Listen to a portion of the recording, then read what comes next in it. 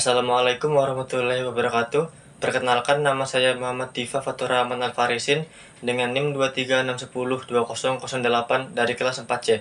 Di sini saya akan mempresentasikan tentang penyebab kerusakan dan cara perawatan atau maintenance pada komponen bearing. Kita masuk ke penyebab kerusakan. Yang pertama ada abrasi. Apa itu abrasi? Abrasi itu seperti masuknya kotoran ke dalam bearing mempercepat keausan karena permukaan bearing menjadi kasar dan tidak dapat lagi bekerja secara optimal. Yang kedua ada kekurangan pelumasan. Jadi maksudnya kekurangan pelumasan di sini bisa menyebabkan panas berlebih yang ditandai adanya perubahan warna pada bearing dan komponennya. Pada plat bearing, hal ini dapat memicu goresan dan keausan pada komponen bearing hingga dapat merusaknya. Maka dari itu, pelumasan rutin sangat penting untuk mencegah kerusakan. Yang ketiga ada korosi. Korosi itu seperti paparan air dan uap yang dapat menyebabkan korosi berupa karat atau lubang pada permukaan bearing. Biasanya terjadi karena apa? Karena penanganan dan penyimpanan yang kurang tepat setelah pencucian.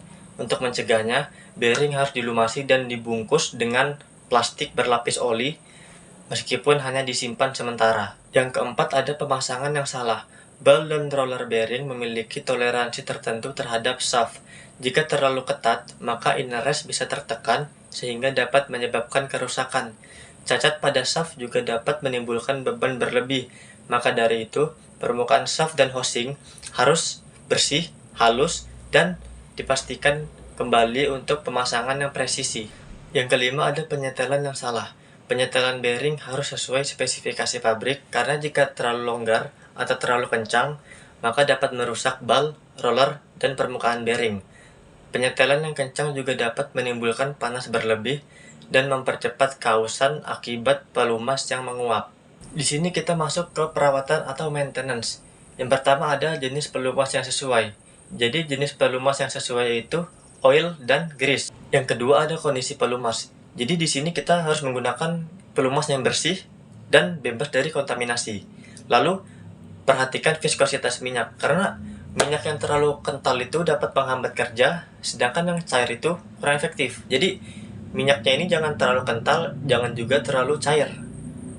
Lalu kita hindari pelumas yang kadaluarsa atau sudah tercampur dengan air atau kotoran. Jadi kalau sudah tercampur air sama kotoran itu artinya sudah terkontaminan. Ketiga ada kondisi bearing dan lingkungan.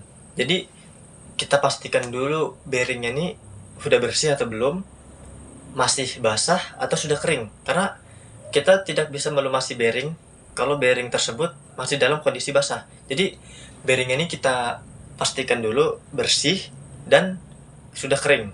Lalu kita harus memeriksa bearing ini memerlukan grease tahan panas atau grease tahan air. Itu tergantung lingkungan operasional. Sekian dari saya, kurang lebihnya mohon maaf. Assalamualaikum warahmatullahi wabarakatuh.